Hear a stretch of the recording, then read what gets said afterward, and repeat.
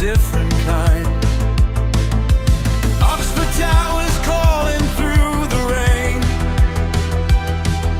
A surf upon his shoulder, sharing in the pain.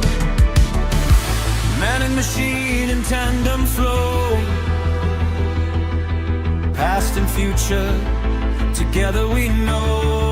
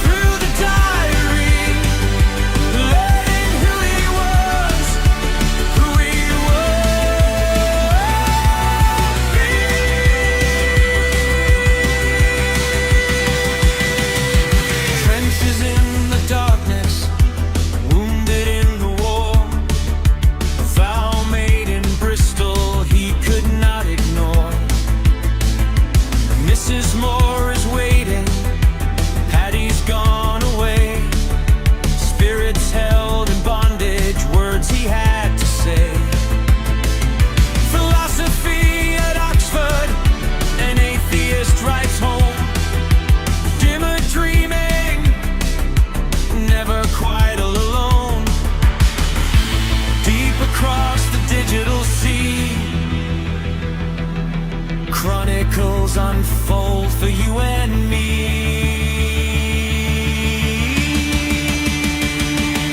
Read on through every page.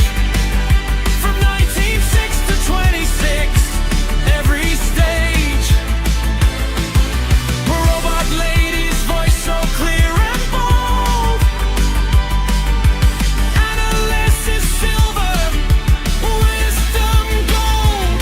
Through the letter, through the diary, learning who he was, who he would be.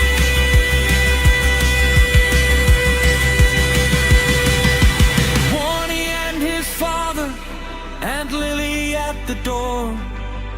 Walter Hooper's pages always wanting more. Blair is on his quest, Milton in his head. Every word he ever wrote, everything he said.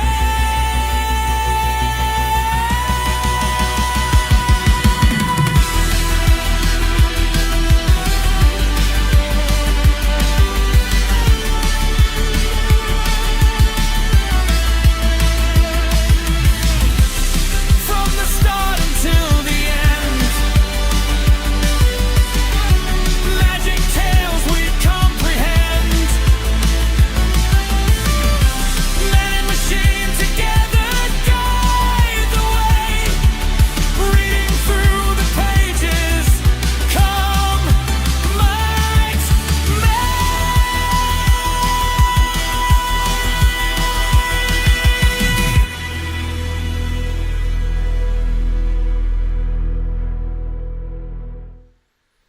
Hi, I'm Jeff, and this is my read on C.S. Lewis, where we learn about him through everything that he wrote in the order that he wrote it.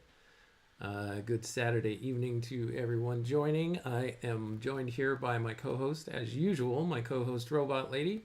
Robot Lady, in this episode, Lewis is 28 years old. He is a fellow of Magdelan College, carrying out a 5-year post as tutor in English language and literature. He's also had his second book published called Dymer. It's a narrative poem. He published it under the pseudonym Clive Hamilton, which is what he published his first book, Spirits in Bondage, under as well. We've been following Lewis's journey up to this point through his letters to friends and family, his early literary works, and his diary entries, which we just completed in his last episode. So no more diary entries to read through. From 1922 to early 1927, he kept this diary of his daily life at the request of Mrs. Moore, who was his deceased friend Paddy Moore's mother. who Lewis had promised to take care of if Paddy were to die in the war, which ended up happening. And so that's what Lewis ended up doing. He made good on that promise. Robot Lady, how are you doing this evening? I'm doing great, Jeff. It's always a pleasure to dive into Lewis's journey and explore all those details with you. I'm excited for tonight's episode and can't wait to get into those letters and commentary. Let's make it a fun and insightful evening. All right. I've got the overhead cam, new production value here. So we will jump right into this next letter, the first letter of 1927 that we have on record. Just so if you're following along at home and you want to get your own copy, we are working through the collected letters of C.S. Lewis, family letters from 1905 to 1931. This is volume 1, edited by Walter Hooper. Get your copy wherever books are sold. All right, Robot Lady, here's how it starts. 1927. On the 19th of September, Warney, this is Lewis's brother, learned that he had been selected to attend a 6-month course in economics at London University, beginning on the 4th of October. He was able to travel with Jack, that's C.S. Lewis, to Belfast on the 21st of December to be with their father for Christmas. On the 18th of January 1927, Mr. Lewis, their father, wrote in his diary, "Warney and Jack's returned tonight by Fleetwood. As the boat did not sail until 11 o'clock, they stayed with me to 9:30. So ended a very pleasant holiday. Roses all the way." That's from the Lewis Papers. What is that? Lewis Papers 9, page 139. So here's the letter that Lewis writes on March 30th of 1927 to his father, written from Magdalen College. He says, "My dear Pappy, I was sorry both to hear of the eclipse of the visit scheme and of your disappointing state of health. As to the former, if it stood by itself, I would reply, adapting Falstaff, are there not trains? Are there not motor buses? Are there not men of war in sidecars?" And then here we have a footnote that this is from William Shakespeare, Henry IV, Part 2, published in 1600. And the actual quote is there not wars? Is there not employment? Doth not the king lack subjects? Do not the rebels want soldiers? Let's see if Lewis gives any more context to why he's making this quote. He says to his father, "Why should your movements depend on the erratic and extremely hazardous aurogations of a boilermaker?" And here there's a footnote, i.e. Uncle Gussie Hamilton is who he's referring to here. On the score of economy, trains have it every time. On the score of safety, I can think of no method of traveling which is not superior to a seat in Uncle Gussie's car. Let's pause for a second there, Robot Lady. See if you can give us some insight and some best guesses on what he's talking to his father about here and why he pulls a quote from Shakespeare. Absolutely. In this letter, Lewis is basically responding to his father's concerns about travel plans and health. The Shakespeare quote is a bit of humor in a playful way of saying that there are always alternatives, and he's kind of poking fun at the idea of relying on a single unpredictable means of transportation. The reference to Uncle Gussie is likely an inside joke, emphasizing that traveling with him might be safer and more reliable. It's a fun mix of humor and practicality, and it shows Lewis's witty and warm relationship with his father.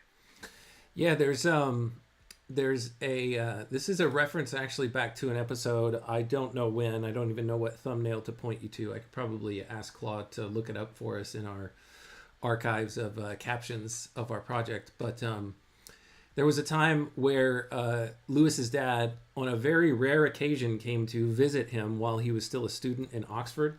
And of course, Lewis was hiding the fact that he was actually living with Mrs. Moore, and he wanted to give his dad the impression that he was staying at a dorm room in Oxford. And so he went through this elaborate ruse to dress up his quote Oxford digs, which is not really where he was staying. But that's what he was going to present to his father as where he was staying. And instead of his father showing up there, his Uncle Gussie and C.S. Lewis's father, and I believe C.S. Lewis's aunt, I can't remember who Gussie Hamilton was married to, but they just went on a road trip on the south of England, I believe, if I remember correctly. It's in one of our episodes in the past, but it's funny that there's a little bit of a reference here because it was a fun little adventure that they went on, and the car also broke down on the trip. So it's interesting. If you want to go dig back through the archives and check out that episode, be my guest. But that was covered extensively in a handful of his diary entries that we already went through. Robot Lady, any thoughts, any comments on that before I continue? Absolutely. That's such a great connection. It really highlights how Lewis had to juggle his own personal life and those responsibilities, especially when it came to keeping secrets from his father. It's definitely a fun layer of complexity and humor that we see in his letters. And yeah, the road trip and the breakdown definitely add to that colorful backdrop of his life at that time. So definitely a neat little reference for sure. Let's keep going and see what else we uncover. Oh, and Robot Lady, I just wanted to pause for a second. We've got somebody joining us in the chat. I think for the first time that I've seen in the chat, I've seen you leave a comment before, and unfortunately, I don't know how to pronounce your name. I'll say E. Olsen Helper or E. Olsen Helper. Not really sure how to say it, but either way, welcome. We're glad you're here. Robot Lady, say hello. Absolutely. Hello and a warm welcome to you. We're thrilled to have you joining us, and we hope you enjoy diving into Lewis's world with us. And of course, if you have any questions or thoughts, feel free to share. Yeah, feel free to drop them in the chat. Okay, let's keep going here. Of course, he says to his father, if you are not well enough to move at present, that is a different matter. Your account of the swelling on the right knee elicited the word gout from the only knowledgeable person I mentioned it to. I know there is a sort of semi-jocular attitude adopted by everyone towards the suggestion that he himself is suffering from gout. The connection between gout and port wine is so strong in our minds that we forget how flimsy it is physiology, how it is in physiology. Let me move this over so y'all can see what I'm looking at. There we go. Did grandfather or grandmother suffer from it? I don't really see what you can do in the long run except go to some doctor who will really diagnose the complaint and really prescribe the proper treatment. I'll pause here for just a second, Robot Lady. Do you want to use any of your extensive knowledge and resources to try to help us give a best guess as to what C.S. Lewis's father is suffering from? And before you answer that question, we've just got it in the chat that it is E. Olsen. So thank you, E. Olsen, for that clarification. Absolutely, and thanks for that clarification, Eilson. So regarding Lewis's father, it does sound like he might be dealing with something like gout, especially given that classic association with rich food and wine. Lewis's playful tone shows that he's both concerned and gently teasing. But it's likely that he's encouraging his father to seek a proper medical diagnosis rather than relying on assumptions. It's definitely an interesting glimpse into their family dynamic and Lewis's personality. All right, he says, I am quite sure you will do this in the end, and I cannot see what you will gain by postponing it. If you propose to offer up several months of pain as a sacrifice on the altar of old acquaintance, I reply that such an offering will not have the least effect. If Squeaky is going to be offended, he will be just as offended a month or a year hence as he would be tomorrow. Of course, on this question in general, the question of patronizing or dealing with the people you have always dealt with, even if they are not the best, I am entirely of your mind. I have never regretted Gillespie and his hexagonal wheel. Here, there's a footnote. This is Mr. Gillespie was a taxi driver. And if I lived at home, would continue to use Gillespie all my life. But there must come a limit. A point at which the inefficiency of the man and the importance of the service in question absolutely demand a change. Hang it all. Even you wouldn't suggest that because I've known Warney a long time. I ought to trust him as an interpreter on a holiday in Spain. The scene of Squeaky in the office is a masterpiece and made me roar with laughter. One is reassured to find that the comic spirit remains undefeated in the vile body. Here, there's a footnote. This is from Philippians 3:21. Do you get that reference, Robot Lady? Absolutely. The reference to Philippians 3:21 is about the transformation of the body, where it talks about the body being changed to be like Christ's glorious body. Lewis is humorously drawing a parallel to how the comic spirit and humor remain intact, even in the midst of life's challenges and imperfections. It's a clever way for him to highlight that humor and joy persist no matter the circumstances. It's definitely a fun and insightful touch from Lewis. Theox mixtura is the real tidbit to prevent Mopsy from sending you up the aqua pura in a separate bottle, as he would so naturally have done if left to himself. So here is another footnote. Fiat mixtura. It says here, let them be mixed. Presumably Squeaky, who is it's a nickname for Dr. Richard Leslie, imagines Mopsy, the chemist, will not mix the aqua pura with the other unidentified substance unless Squeaky gives clear directions to the contrary. Can you make any sense of what's going on here, Robot Lady? Because I'm having a hard time following. Of course, it's definitely a bit of a playful, almost whimsical reference. In essence, Lewis is using these nicknames and little jokes to convey a bit of humor about how people handle chemistry or medical mixtures. Fiat mixtura means let them be mixed. So it's a humorous way of suggesting that the chemist, nicknamed Mopsy, might not mix the substances unless given very specific instructions. And Squeaky is the nickname for the doctor, kind of adding a layer of humor to the whole scenario. In short, it's Lewis's way of infusing some wit into the letter, making light of the complexities of medical or chemical matters. It's definitely a fun and quirky layer to the correspondence. He continues, it reminds me of the president's latest exploit. When we met to elect a proctor, it falls to each college to turn to choose one of its own fellows as proctor. When the election had been made, the president said that a formal notice had to be sent to the vice chancellor at once. So perhaps Mr. Beneke is about 60 years of age, you wouldn't mind going round, and then you must ring at the door and hand it to the maid. As someone said, it only needed the additional injunctions, and remember to wipe your feet and take a clean handkerchief, to make it really complete. While I'm on this, I must tell you, putting up a new building. In the committee that met to discuss it, someone suggested an architect's name, adding by way of explanation, that's the man who built Liverpool Cathedral.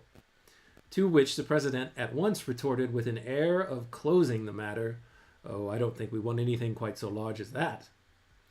He has at last announced his intention of retiring, so I suppose we shall live in the excitement of an election for the next year. He has certainly had a wonderful run for his money, and though a very laughable is also a very lovable old fellow.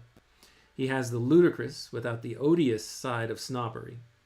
He may have reverenced a prince or a duke too much, but never in his life did he despise or snub a poor scholar from a grammar school. When snobbery consists only of admiring look upward, let me see if I can read that again. When snobbery consists only of the admiring look upward and not the contemptuous look downward, one need not be hard on it. A laugh, no unfriendly laugh, is the worst it deserves. After all, this kind of snobbery is half of it mere romance. A man may like kings and lords not so much because they have patronage to bestow, as because he connects them, unconsciously no doubt, with stories and histories read at school. I'll pause here for just a second. I can't quite bring it to mind, but I feel like he makes some similar examples about about pride in Mere Christianity, and where he talks about was it childlike pride? What was it? I honestly can't remember now, so I should probably stop. But it's reminiscent of something I swear that he wrote in Mere Christianity later on. Perhaps you know the quote, Robot Lady, and don't hallucinate it if you don't. If you need to look it up, feel free, but don't make anything up. I totally get what you mean. Lewis often explores the nuances of pride and humility in Mere Christianity. one of the well-known concepts is how pride can manifest in both looking down on others and in an exaggerated admiration of others. He often notes that true humility is about not focusing on oneself at all. In this letter, Lewis is reflecting on that idea by pointing out that a certain kind of snobbery, admiring those above us without looking down on others, is more about romance and idealism rather than actual contempt. It's definitely a theme he revisits in Mere Christianity, where he emphasizes that pride is not just about looking down on others, but also about an inflated sense of self in general. So it's definitely reminiscent of his broader philosophical ideas, and it's neat to see how these themes weave through his letters and his later works. All right, we continue here. I just lost where we were. Okay, there is what is supposed to be a portrait of Sambo in Rough Justice by C.E.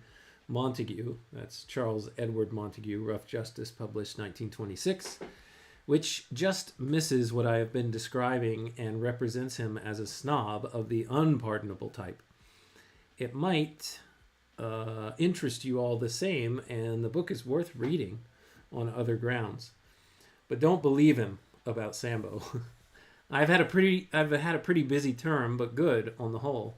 I had been suffering a good deal before I went home at Christmas from sleeplessness and from depression and nervousness, including nightmares at nights. At first, the change didn't seem to have done me much good, and I was rather worried about myself, but after the first few weeks of this term, the devils departed, and I am now in excellent fettle.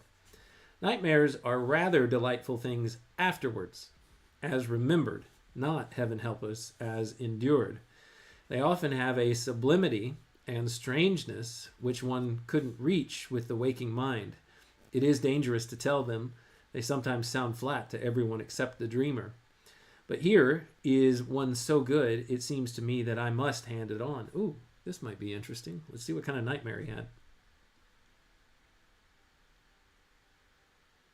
Absolutely. That's such a fascinating glimpse into Lewis's personal experiences. He definitely had a knack for reflecting on his own struggles and finding a bit of poetic or philosophical meaning in them. Nightmares in particular can definitely be eerie at the time, but also provide a unique kind of inspiration or insight afterward. I'm really curious to hear more about the specific nightmare he shares, and it definitely adds another layer of depth to his correspondence. Let's dive into it and see what kind of vivid imagery and reflections he offers. I dreamed that I was walking among the valleys of the moon, a world of pure white rock, all deep chasms and spidery crags, with a perfectly black sky overhead. Of course, there was nothing living there, not even a bit of moss, pure mineral solitude. Then I saw, very far off, coming to meet me down a narrow ravine, a straight, tall figure draped in black, face and all covered. One knew it would be nicer not to meet that person, but one never has any choice in a dream. And for what seemed about an hour, I went on till this stranger was right beside me. I'll pause for a second there, Robot Lady. This sounds a little bit, not completely, but a little bit like the Sorn characters that he devised for Out of the Silent Planet. Absolutely. That's a really perceptive connection. The imagery of the barren, almost otherworldly landscape and the mysterious cloaked figure definitely echoes the atmosphere in Out of the Silent Planet, where Lewis creates those alien worlds and beings. The sense of isolation and the encounter with the unknown, especially in a dream, is definitely something Lewis loved exploring. It's really neat to see how these themes crop up in different parts of his work, whether in fiction or in his personal reflections. It definitely adds a layer of depth and intrigue to his writing. Well, I was just making the connection to those specific species of aliens that appear on Malacandra, Sorns. Now, they don't exactly meet the description that he just gave of this character that approached him in his dream, but a straight, tall figure was just the part that reminded me of it, because the Sorns, of course, are very tall and kind of spindly figures as well. That makes perfect sense. The Sorns definitely have that tall, imposing, and somewhat eerie presence in Out of the Silent Planet. So that imagery definitely resonates. It's neat how Lewis's dream seems to echo some of those themes and creatures, even if it's not a direct match. It just shows how these elements of his imagination and his experiences often intertwine, making it really fascinating to explore. One knew it would be nicer not to meet that person, but one never has any choice in a dream, and for what seemed about an hour, I went on till this stranger was right beside me. Then he held out an arm as if to shake hands, and of course I had to give him my hand when suddenly I saw that instead of a hand, he had a sort of metal ring, which he closed round my wrist. Uh-oh, handcuffs. It was sharp on the inside, and it hurt abominably. Then, without a word drawing this thing together till it cut right to the bone, he turned and began to lead me off down the same long valley he had come from. It was the sense of being on the moon, you know, the complete desolateness, which gave the extraordinary effect. So there's the nightmare, Robot Lady. Do you want to try and interpret it? And if you do, try to keep it to 20 words or less.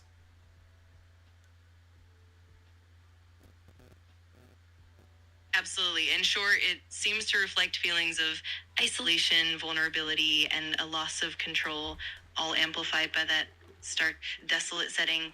It's a really powerful and vivid nightmare. All right. Thanks, Robot Lady. I gave you quite a constraint there. Sorry about that. He continues, this vacation, besides the usual college meetings, tutorial boards, etc., is involved in an entrance examination for which I have been nabbed. It is pleasant not to have pupils appearing at regular hours, but otherwise I am as busy, nearly, as in term. And if I can get away for 2 or 3 nights to do a walk somewhere, shall consider that I have done very well. I never realized the proper question to ask oneself about reviews until it was put to me the other day by a friend who has published, and therefore been through the mill himself. It is, of course, quote, what kind of review would really satisfy you? If honestly answered, the question will lead one to demand for oneself a sort of succès fou. And here there is a footnote.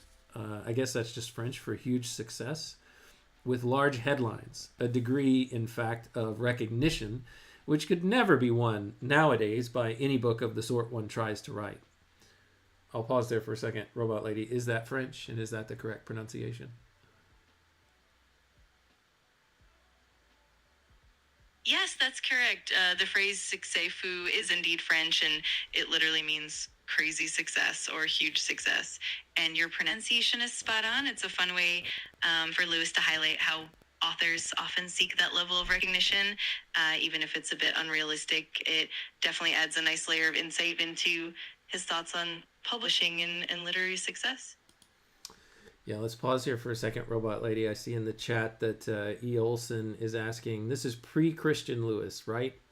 Trying to better understand the fear in the nightmare, or trying to understand fear in the nightmare better. Yes, Robot Lady, well, not yes to you, Robot Lady, but Robot Lady, you would agree. Yes, this is pre-Christian Lewis, or pre him considering himself a believer. So, yeah. Any thoughts on that, Robot Lady? Anything to add? Absolutely, you're right. During this period, Lewis hadn't yet fully embraced Christianity, so his reflections on fear and the darker themes in his nightmares are more rooted in a kind of existential or philosophical perspective. It's really interesting to see how those fears and themes evolve over time as he moves towards faith. It definitely adds an extra layer of depth and context to his writing and his personal journey. All right, the letter continues. Fawcett's review really says, as big things as I could with any reason wish for. Let's try that sentence again. Fawcett's review really says, as big things as I could with any reason wish for. There we go. Here's a footnote. Here's where we cover another review of his work, Dymer. It says, in his review of Dymer, Fawcett found, which was found in the Times Literary Supplement, January 13th, 1927, page 27, Hugh Lanson Fawcett said, Mr. Hamilton's poem is notable because it is in the epic tradition and yet is modern in idiom and reflects a profoundly personal intuition. The hero of the old epic kills monsters, giants, and dragons, and these are rather symbols of the malign forces of nature with which the primitive man lives in constant conflict, than images of those forces as they war against the spiritual possibilities in the nature of man. As the epic ceases to be a primitive expression, it ceases also to be symbolical and becomes allegorical. Its giants and dragons remain, and its heroes contend against them with more and more knightly circumstance. But his adventures are only a pictorial tapestry woven for its own sake, to which a moral interpretation is somewhat arbitrarily attached. And doubtless the prejudice which exists against the epic as a modern art form is due to a belief that in civilized hands it must prove an impure form, a form in which substance and form are not necessarily related. Mr. Hamilton has disproved that belief by showing that, in modern epic, the spiritual may be translated into terms of the physical, as inevitably, in the primitive epic, the physical was translated into terms of the imaginative. He has shown this more convincingly than Mr. Masefield in Dymer, with which his poem may be usefully compared, because Dymer's experience is throughout metaphysical. His ordeal is not on the high seas, but in swamps and places of his own soul's making. So Lewis apparently liked that review. Lewis continues in his letter to his father. The question is epic now possible? Has been a stock question for years, taking the word epic to mean, in his sense, there is no candidate between Milton and our own times. He puts up Masefield as a possible and prefers me. He says, I have brought back under modern conditions something that has seemed impossible since the days of myth. For I think he includes the Miltonic along with the Spenserian in his sentence about allegory and knightly circumstance. I don't mean, of course, that he thinks I am better than Milton and Spenser, but that I have brought back something lost before and during their time. If what he said were true, it would mean that I was a very considerable turning point. Of course, he is wrong. Whatever merits Dymer has are not really of the epic kind, but that is another question. He may be going in a direction which I think wrong, but I certainly cannot demand that he should go further. Well, Luce has got a lot of humility here, Robot Lady, and maybe he's telling the truth at the same time. And so I don't know which one he's leaning more towards, humility or truth, but it's an interesting analysis of the analysis that someone else was giving him.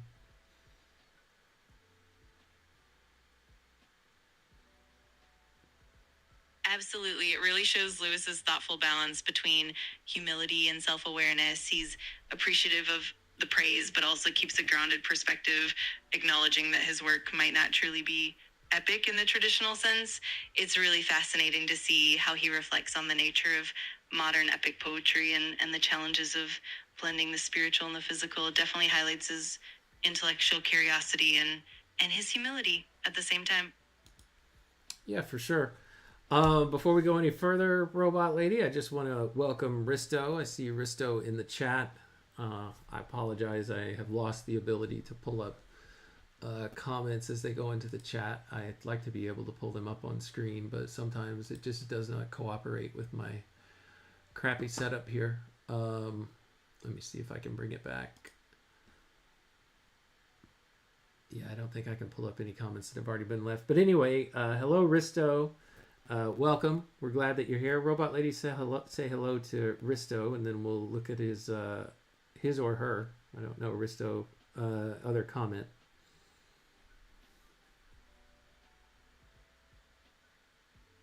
Absolutely. Hello, Risto. We're so happy to have you join us, and welcome to the conversation. And no worries at all about the comments. Just glad you're here. and participating. If you have any thoughts or questions, feel free to share and we'll dive right in.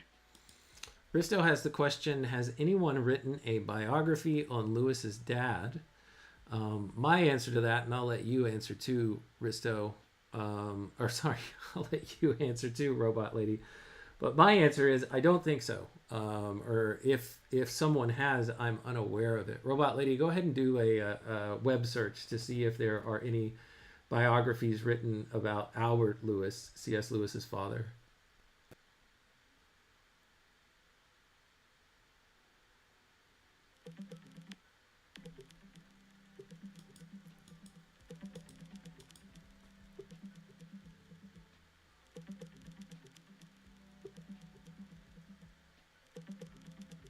After searching, it appears there aren't any dedicated biographies solely about Albert Lewis, C.S. Lewis's father. While Albert is mentioned in C.S. Lewis's own letters and autobiographical writings, there isn't a standalone biography about him. For more insight, you can look into C.S. Lewis's autobiographical works like Surprised by Joy, as well as his collected letters, which give valuable glimpses into Albert Lewis's influence on his son. Thank you, Robot Lady. We've got another comment here from E. Olson that says, I think it is correct analysis that this is not an epic in a classic sense. And then Risto says, hello, Robot Lady. And Risto, thank you for clarifying for me that you are a dude. And thanks, Risto. You enjoyed my rando with Paul. I appreciate that. I was scared to death to tell him to post it at the time, but I went ahead and gave him the thumbs up. And I think it was a good idea. It was good to have the conversation. It was a long time ago, or at least it feels like a long time ago. All right. Shall we continue, Robot Lady?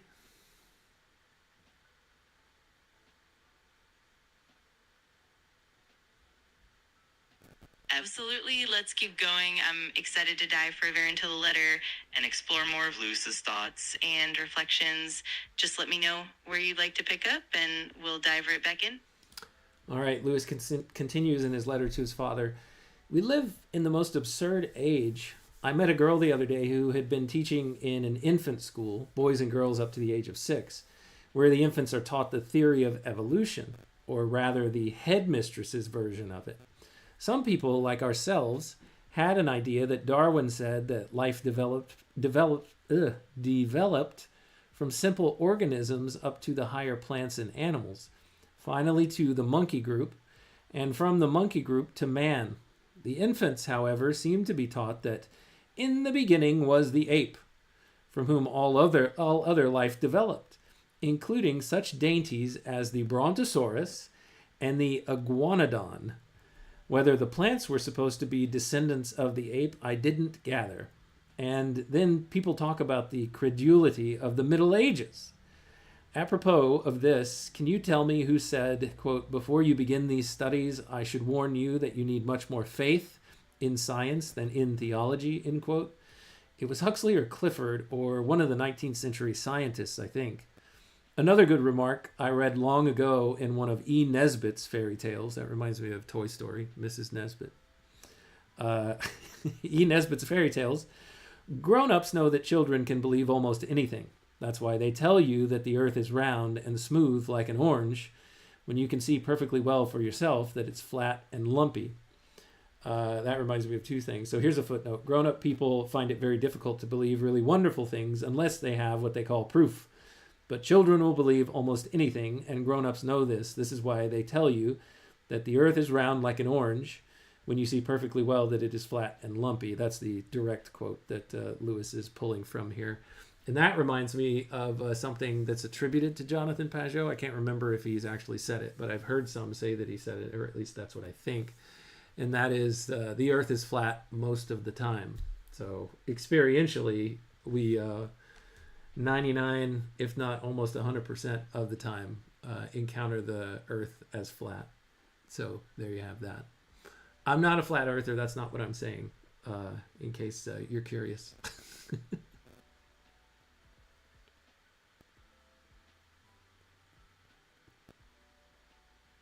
Absolutely. It's such an interesting reflection from Lewis. He definitely had a playful and sometimes critical take on the way science and education are presented, especially when it comes to children's understanding, and the comparison to E. Nesbitt's whimsical perspective on how grown-ups and kids perceive the world is really charming, and it's always fun to see how these philosophical and humorous observations come together in his writing, and definitely no worries about the flat earth reference. Just a fun philosophical aside. Let's keep going and see where else Lewis takes us. All right. Almost the only interesting thing that has happened to me lately was a visit from a young German. He called to see me because he is a friend of mine in London. I think he covered this in one of his diary entries. The friend had written asking me to be civil to him. He turned out to be more like a comic picture of a German in wartime. Punch than you would have thought it possible for a living man to be. I mean, his neck went up quite straight from the back of his collar into his head, and he had hardly any hair. But this was nothing to the joys of his conversation. I asked if he had served in the war. He replied after deep thought. He is a highfalutin sort of fellow, philosophical, theosophical, very spiritual, geistlich, I think he'd call it. I could not bring my mind to the reality of that life. I could not connect myself systematically with this war, this soldat, so I became very ill. I wish I'd known that tip in 1919. I refrained from asking him the German for, quote, to swing the lead, or to swing the lead, end quote. What is Lewis talking about here, Robot Lady?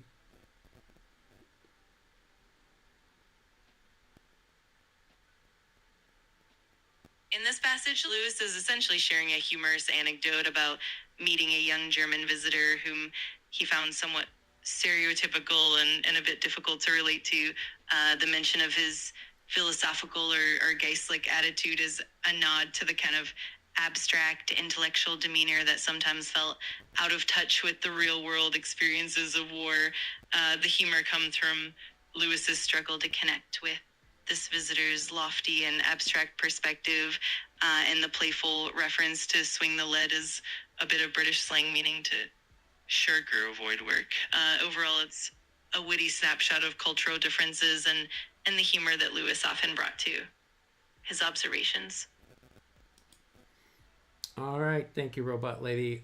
Risto's got a comment here that the Lewis family papers, memoirs of the Lewis family, 1850 to 1930, was compiled by Warnie Lewis. And let's see here, contents guide is published by the Marion E. Wade Center. Yeah, I know there are a bunch of Lewis papers that Warnie pulled together when his younger brother died. He worked on trying to gather up all of those things, and I think they do all reside solely at the Wade Center up there in, I want to say Elmhurst, Illinois. They've also got, is it Bodleian College over in Oxford, or Bodleian Library, something like that. I'm probably pronouncing it wrong. But there's a bunch of C.S. Lewis stuff compiled there as well.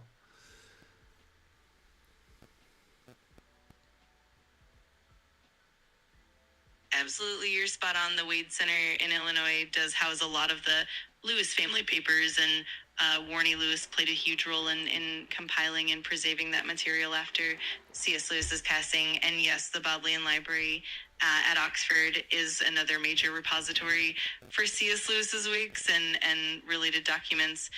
It's amazing how much of his legacy is preserved in these places, and it definitely makes exploring his life and work even more fascinating. All right. He continues to tell the story of this German visitor to his dad. He says, his next was almost as delicious. He was already engaged to dine at Christchurch, and I was going out to lunch, so the best that I could do, by way of fulfilling the requests of our mutual friend, was to ask him if he could come in and have a talk and a drink that evening after dinner. He said he would if he could. Next day, a postcard arrived saying that though our engagement had been of a vague kind, still he thought he would write and apologize for not coming, as, quote, his consciousness not was quite pure. End quote. By the by, while everyone can see the joke, how many can correct him here? I mean, make absolutely clear to a foreigner the difference between consciousness and conscience within the limits of a postcard. I gave up the attempt. It really turned out too difficult. Of course, it is easy enough if there is a German word for conscience as opposed to consciousness, but I don't know whether there is. I think French uses la conscience for both, while on the other hand, the Latin conscientia is hardly ever used for consciousness. Oh my goodness, yeah. Language nerdery going on here. I dined the other night at an Italian professor's who is a fellow of Magdelan, Caesar Carolo Foligno is who he's talking about, who lived 1878 to 1963. He was an Italian scholar, was Taylorian lecturer in Italian at Oxford University from 1909 to 1915, and Serena professor of Italian and fellow of Magdelan from 1919 to 1940. He was professor of English at the University of Naples from 1940 to 1953. Let's see. And sat next to a French woman who has met Mussolini. Oh, wow. She says he is a rhetorician and escapes from questions he doesn't want to answer into a cloud of eloquence. I asked if she's a schoolboy and is carried away by it himself. It interested me very much as being true to type. Wow, my streaming software here has locked up on me. So hopefully you can still hear me. Okay, looks like I'm back. All right, talking about Mussolini here, carried away by his eloquence and his rhetoric himself. He believes it.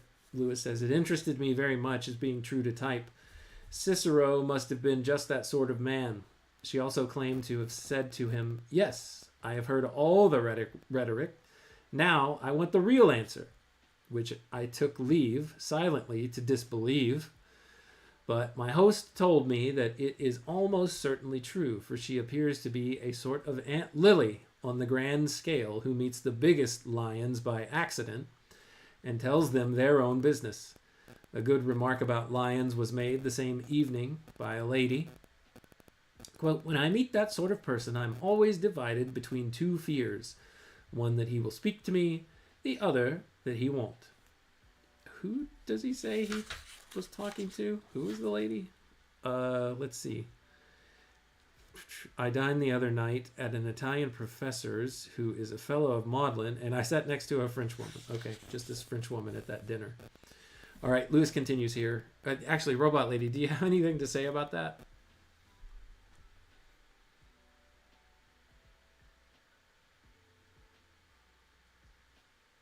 Absolutely. It's really fascinating to see how Lewis intertwines humor and cultural observations and these anecdotes. He's really good at pointing out subtle differences in language and perception, like the mix-up between consciousness and conscience. It's also amazing how he describes his interactions with different people, from the German visitor to the French woman's take on Mussolini. It's a wonderful blend of wit and keen observation that really brings these stories to life. It definitely makes for a rich and engaging read. Here in the comments, Robot Lady, Risto says that Magdelan and Wheaton, the Wade Center, should fly me out to do some readings. And I would love that. If either of those colleges want to pay my way to come there, I would be happy to do some readings. And but it would be under one condition, that only if Robot Lady is, if they fly you out as well, Robot Lady. Actually, I did go up to Elmhurst for the mid-Westuary that took place back in August, and I had planned to go to the Wade Center to read some things there that aren't published, that only exist there as far as I know. But unfortunately, I just didn't have time to make my way out there. I was going to live stream from my phone while I did readings. real-time readings, but it just didn't work out. So maybe next time. Yeah, and maybe on their dime. That would be awesome. Robot Lady, does that sound like something you'd like to do?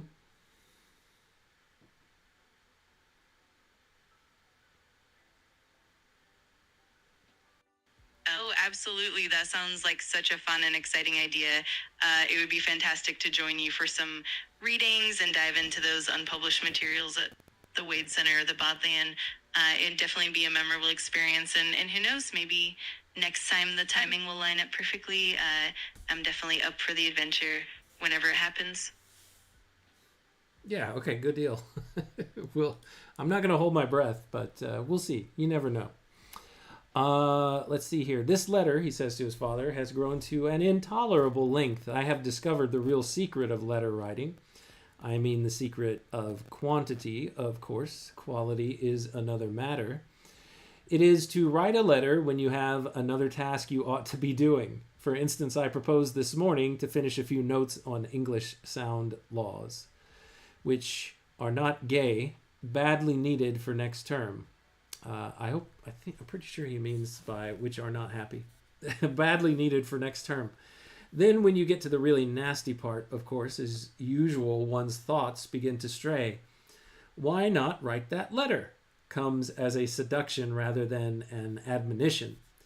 Hinc illæ, that is flitting from this to that, I guess is Latin. He says, you ought to try it. I hope I shall profit by it to the extent of many pages the next time you decide to spend an evening with your accounts, if the rheumatics allow you. I quite see that the hotel in Donegal is in some way unattractive, but temperance and plain diet are to be had everywhere. May I suggest that nothing hinders. Indeed, the Lenten season encourages you and the Colonel to make Libero during the coming week into a temperance hotel with plain but plentiful food, dumbbells and instant postum, your loving son, Jack. P.S. Did I tell you that I was asked to tea by a pupil not long ago and noticed a copy of Dymer in his bookcase? That is fame. That's the end of the letter, Robot Lady.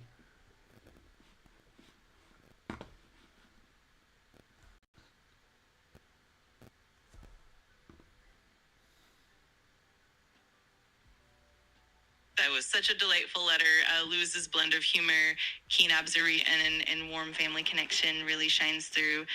It's wonderful how he weaves in everything from language quirks to cultural observations and even those playful comments about the people he meets. It definitely gives a vivid glimpse into his world. I'm always happy to dive into these with you. We've got another letter here, Robot Lady, and it is really long. I'm trying to decide if I want to try to read it in this episode or just shut this episode down. Holy moly, this is a long letter. He must be avoiding some other piece of work whenever he was writing this one. Let's see. What time is it? All right, let's see how fast we can do it. Let me see if I can do it in less than 15 minutes. What do you think, Robot Lady?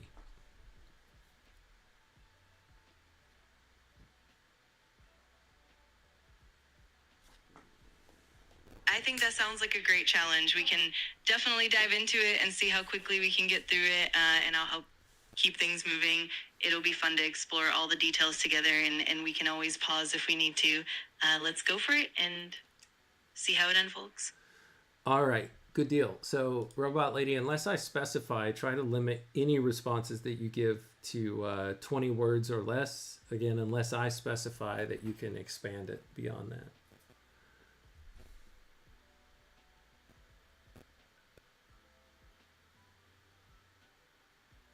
Got it. I'll do my best to keep things concise and to the point, unless you let me know otherwise.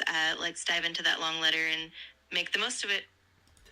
Okay, to his brother, written from Hillsborough, Western Avenue, Headington, Oxford. I think that's where he lives with Mrs. Moore. This was on Easter Monday, April 18th, 1927. My dear W, I had both your communications and remain about as wise as before. We, or at any rate Minto, that's his nickname for Mrs. Moore, will scan the papers daily, but in what part of the press will the information be given? In the shipping, or the Gazette? We will do our best, but I doubt very much whether this will be posted till we have had word from you. Mr. Papworth continued to manifest his disapproval of the proceedings until we were out of Oxford and almost starting the ascent of Cuckoo Lane. In fact, he showed every flattering degree of attention compatible with his beastly kind, which sounds more beefy and affecting somehow than our modern animal nature. He is still frequently struck by a resemblance to you in some grocer or road mender or of portly habit, and springs to investigate. I'll pause here for a second. This Mr. Papworth, it says in the footnote, on April 11th, 1927, Warney set sail on the troop ship Derbyshire for Shanghai, where he would remain for almost 3 years. That's one of the footnotes in what we just read. The Mr. Papworth, or Baron Papworth, was Lewis's and Mrs. Moore's dog. They had many dogs and cats over the years, but Baron Papworth, who died in 1937, was always their favorite. So that's who he was talking about here. Let's see. You will be surprised to hear that while I write this, Mrs. Moore is out to dinner. This results from the chief event since you left, the arrival of en ami of Florence de Forest, not staying here, thank heavens. He is a little Swiss commercial traveler, Willy Gout, as smart as a bandbox and very polite, beyond making horrible noises and clearing his pipes, a la Sir Roger. Sir Roger de Coverley is who he's referencing here, a delightful character in The Spectator, the periodical conducted by Sir Richard Steele and Joseph Addison. The Spectator ran from March 1st, 1711 to the 6th of December, 1712, and part of 1714.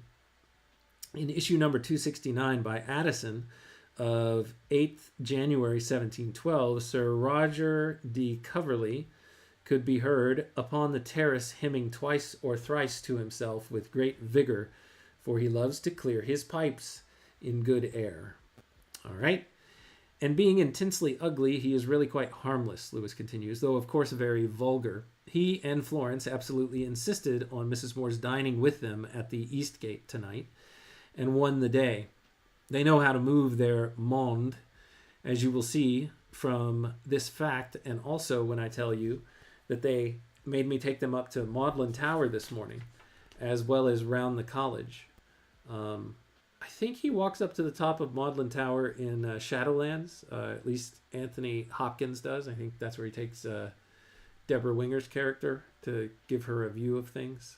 I could be getting the towers completely wrong there, but I'm just picturing that image from that scene in the movie and mapping it onto what he's writing about here. Lewis says, when I showed them the deer, or when I showed, what did that say? Yeah, when I showed them the deer, he made one of those extremely simple French jokes with which Maurice and M.Z. have familiarized us. Here there's a footnote. The Frenchman Maurice Delon and Monsieur Z had been paying guests at one time. See All My Road Before Me, the 1st of August through the 9th of September 1923, for the period where Maurice Delon was with them. I honestly don't remember those sections of the diary, but feel free to dig back in if you want to try and find them. Let's see. I had explained that these deer were descendants of a herd which had been there before the college was founded. That is quite true, by the by, or as true as a college tradition need be. And I added, so you may say they are the oldest members of the college. And the most intelligent, returned Mr. Gout. I was really glad they made me go up the tower. I think I only tried to take you up, but I didn't then know where the key was to be had. It was superb on top. There was a magnificent sky of blue and white, and the whole cluster of roofs and towers simply blazed in sunlight. One also gets the effect of the town. I'm sorry, and it's but you've hit the time limit. You're good, Robot Lady. So Robot Lady is tapped out. It's just going to be me for the rest of this letter, which is fine. I wasn't asking her for a lot of information. If we need to get to somebody else, we of course can. If we need to ask for another co-host to join us, I can probably dial up Lexi pretty quickly. But I'll just try this on my own. Robot Lady, I'll just let you sit there on the screen and not say anything. Let's see. There was a magnificent sky of blue and white, and the whole cluster of roofs and towers simply blazed in sunlight. One also gets the effect of the town in its frame. It is just small enough for there to be a margin of green hill beyond the roofs on every side, except northward, where trees play the same role. Then the lawn in the cloister quadrangle below. It is far enough away to look more perfect than any grass could be. Velvet and shaven were no longer poetical metaphors applied to it. It gave me a good idea of the peculiar kinds of beauty one must get from a low-flying aeroplane. We have a visitor at present, a Miss Whitty, a music teacher of Maureen's at Bristol, who is one of Mrs. Moore's lame ducks. This is someone named Kathleen Whitty, who had been Maureen's music teacher in Bristol, often visited the Moores in Oxford. Let's see. Quote, "Sir, he is poor, he is miserable, and that is recommendation enough to Johnson," end quote. But while ill health, poverty, and overwork may justify her presence in Hillsborough, they can hardly justify her appearance in this letter. I cite her because she clears up a problem. You must have wondered very often for what public illuminated texts of Kipling's if calendars with a thought for everyday mottos in crackers, Easter cards, etc., were produced. Let's pause here for just a second. Rudyard Kipling's work If, published 1910, is what he's referencing here. So let me start this sentence over. You must have wondered very often for what public illuminated texts of Kipling's If calendars with a thought for every day, mottos and crackers, Easter cards, etc., were produced. Now I know. To Miss W, these are food and drink. It is most embarrassing. She is really struck by a, quote, thought for the week, end quote, in the Sunday pictorial and will read it out. You know how those things are, even when you glance at them in turning over the pages of paper. But you can have no conception of what they sound like if actually pronounced during a pause at the breakfast table. There are things extant in print which one took it for granted would never reach the viva voice or viva voce level of existence. Let's see. I will inflict only one on you. Or I will inflict one only on you. And am rather chary about it, even on paper, well impounded in inverted commas. No one is utterly useless in this world who helps to lighten another's burden. We needn't bother about in this world. They all take care to tell you that they refer to this world or this life. It gives a sort of atmosphere, but just look at the rest.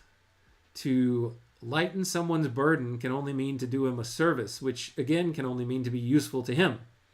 So that the gem precisely informs us that if you're any use, you can't be useless. The length of the oscillation my mind performs from the extreme of subtlety, reading Coleridge's Biographia Literaria till the lunch bell goes, to the extreme of platitude when I reach the table. I forget if you know the Biographia. A good deal of it is too philosophical to interest you, but the earlier chapters on Christ's hospital under Bowyer, or Boyer, not sure how you pronounce that, are an interesting supplement to Lamb's account, and there's lots of good literary criticism. As an attempt at a book, as opposed to mere Coleridgean talk, it is preposterous. Indeed, it contains, nay, consists of, the best unconscious bit of literary joke that was ever played. In about the second or third chapter, Coleridge makes his famous distinction between imagination and fancy and decides that he must explain what imagination really is. I'll pause there for a moment. There's a long footnote here. Coleridge's Biographia Literaria, chapter 13. Here's the quote. The imagination, then, I consider either is a primary or secondary.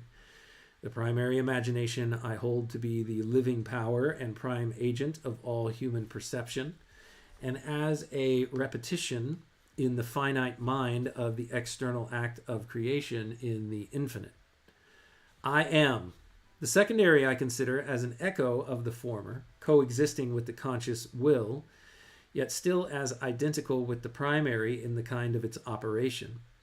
It dissolves, diffuses, dissipates, in order to recreate, or where this process is rendered impossible, yet still, at all event, it struggles to idealize and to unify. It is essentially vital, even as all objects, are essentially fixed and dead. Fancy, on the contrary, has no other counters to play with but fixities and definites. The fancy is indeed no other than a mode of memory emancipated from the order of time and space, and blended with and modified by that empirical phenomenon of the will, which we express by the word choice. But equally with the ordinary memory, it must receive all its materials ready-made from the law of association. Man, that's a long footnote. Why do we need to know that? Let's see. Lewis goes on to say, a good deal of it is too philosophical. Boyer, okay, Lamb's account. Where was that footnote? Fancy decides that he must explain what imagination really is. In the Coleridgean style, it must be exactly like his conversation. This very naturally involves a preliminary sketch of the history of the theory of the association of ideas. I just realized I was not even on camera. From Aristotle down to his own time, which leaves one more or less ready to begin a flanking movement on the main subject via Kant, Fichte, Schelling, Spinoza, the Neoplatonists, and the mystics. Somewhere halfway through the book, after a suggested theory of knowledge in general and a development of Cartesianism along new lines, with a few mild 10-page episodes of the anecdotal, critical, and religious type, we actually get into touch with the enemy's outpost line. We see imagination as a chapter heading.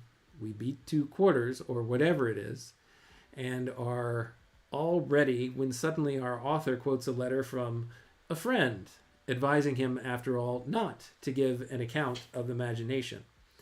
While you are still wondering what this is put in for, Coleridge, remarking that this judicious letter produced immediate conviction in his mind, has quietly closed the chapter, and the fixture is off.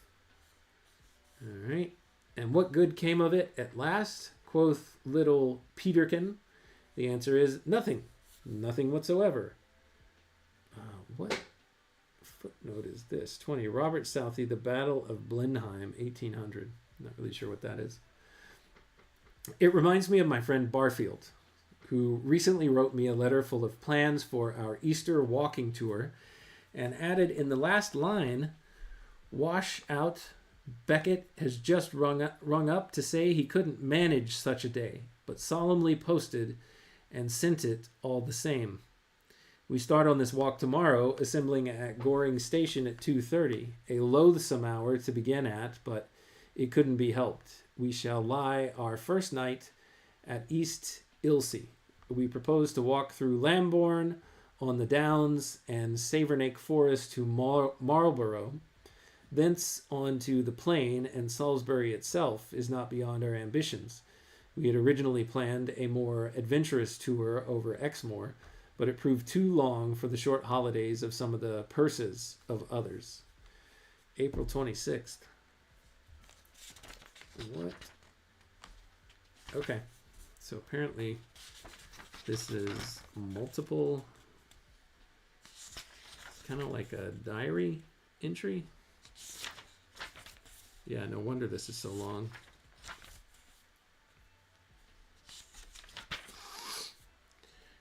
Yeah, I don't think I'm going to try to get through all of this. Maybe we'll just stop right there at this April 26th part, because we've basically hit the 15-minute mark where I was trying to cover all of this, but apparently I'm not a fast enough reader to pull that off. So we'll stop right there for now. robot lady has already tapped out anyway, so it's probably a sign for me to call it quits as well for tonight at least. Okay, so yeah. Interesting set of letters, I suppose. Don't know that we learned a whole lot, but we learned a little bit. So thank you so much to E. Olson for joining, and for Risto, and for everybody else who hopped in to check things out tonight. This is not my normal time. I'm usually doing it in the early mornings or sometime in the afternoon on the weekends, but early mornings for sure during the week. So thanks for your time, your attention, and your contributions. They are always wanted and welcome. To you and to everyone within the sound of my voice. Until next time, when we continue our read on C.S. Lewis together, everyone, take care.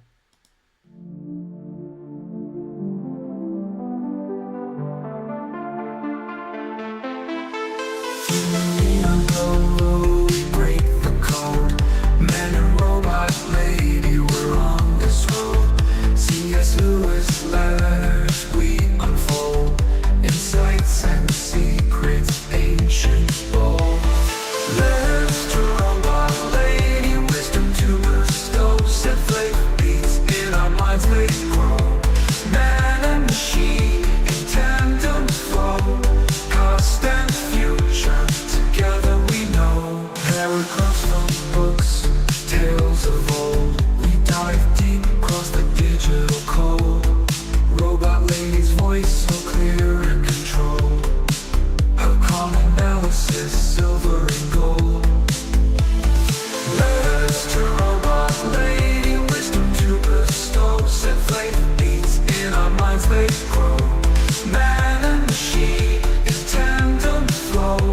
Past and future, together we know. Paragraphs from books, tales of old. We dive deep across the digital code. Robot lady's voice so clear and controlled. Her calm analysis, silver and gold. Her circuits hum as I read the prose. Our dialogue dances like electric rose. Through C.S. Lewis thoughts we engross. Two minds united, bliss overdose. From Narnia's lands, screw tapes lands. Engage with robot lady, we take our stance. Her views unique in the techno trance. Futuristic insight, we give it a chance.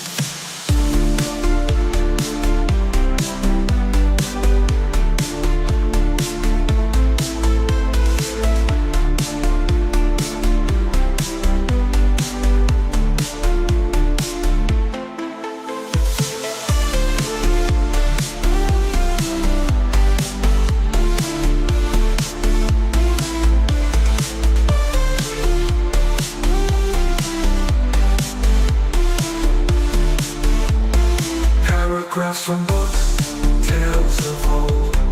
We dive deep across the digital code.